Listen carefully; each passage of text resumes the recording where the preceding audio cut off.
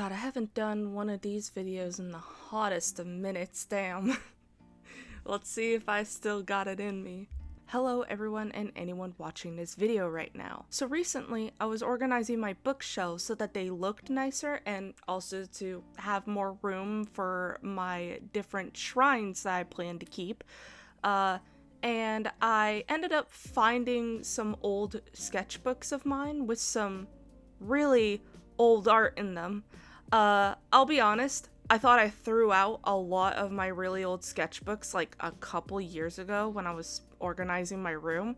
So to still find some old art lurking around is kind of interesting, though I guess what is considered as old art here might not have been considered old at the time I threw my other sketchbooks out.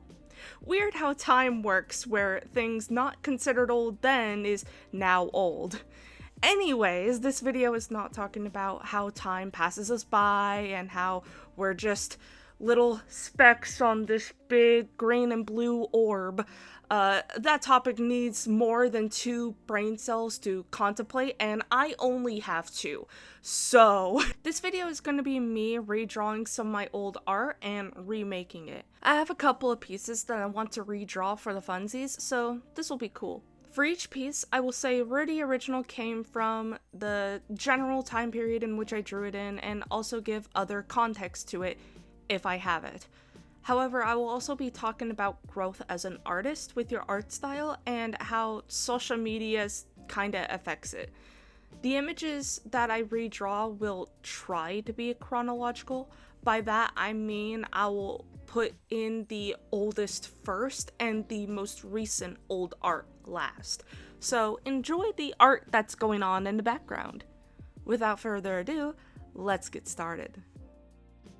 The first thing I wanted to redraw, and probably the silliest thing I found, was this doodle I did of the Illuminati triangle, but it's a minion and it says illumination instead. I found this in my Spanish notebook from sophomore year of high school, and I'm sure I only drew this because I thought it was funny, which, luckily for me, I still find it funny to this day.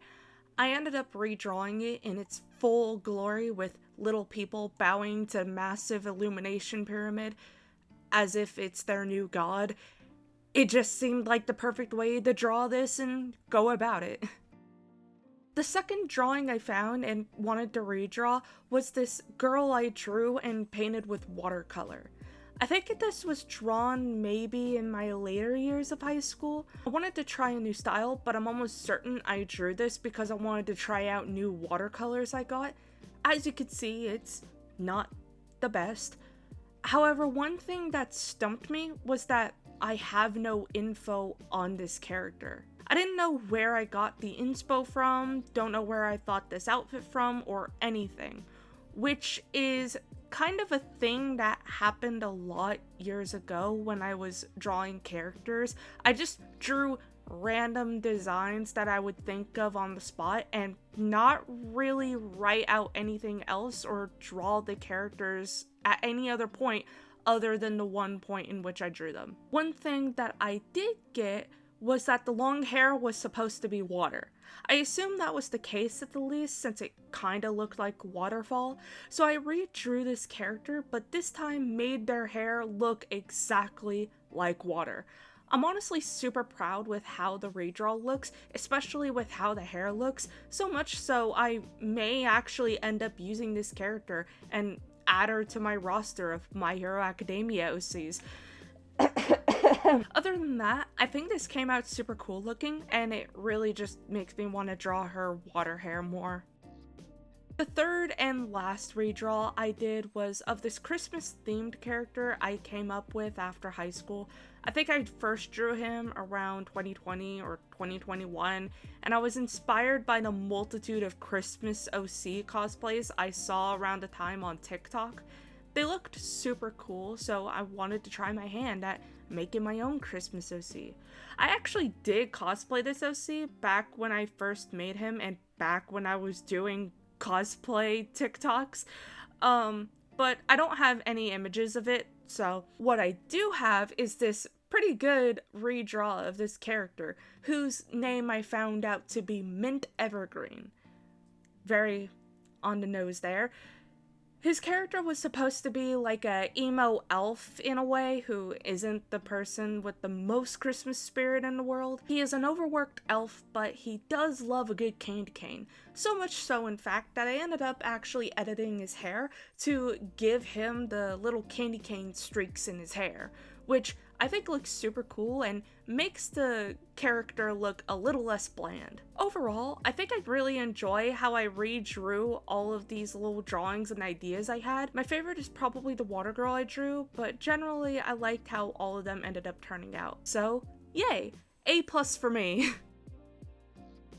I have been an artist online for quite a while now. I'm pretty sure I first started posting my drawings online at around sophomore or junior year of high school, which, to be honest, is quite late considering how kids nowadays are posting their art online around the age of 3. Before and around the first time I was posting my drawings online, I was drawing traditionally.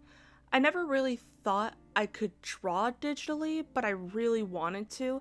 It was only until junior year where I first got my first digital drawing tablet and finally got into digital art. It was a slow process to learn how to do so. I knew how to draw traditionally, however, when I first tried to draw digitally, it felt completely foreign to me. It was like trying to walk in heels. Just completely impossible at the beginning. Over years and time though, I did learn more things to get better at it.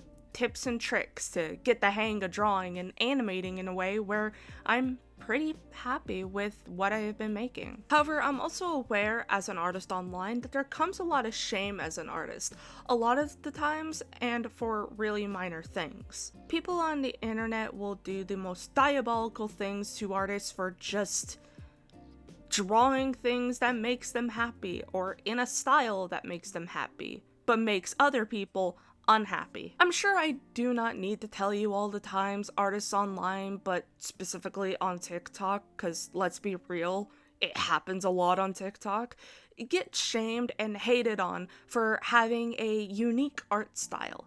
And yes, this has happened multiple times because people on TikTok have the memory of a goldfish. Actually, no, people on TikTok have much shorter memories than a goldfish. I shouldn't shame goldfish like that. Regardless, that is a thing. And because of that happening anytime an artist on TikTok has a popular video that gets fed into the algorithm, you can guarantee the comments of that video will be filled with hateful or blatantly rude comments directed at the art, whether it's because the art is very beginner in how it looks, or because the style is a more unique taste, or because the characters or things the artist drew is considered cringe in quotes. After a bit of time, people on TikTok will then realize the problem going down and then shame the haters and spread the idea of how we shouldn't hate each other for our styles or what we draw, and how nobody deserves that.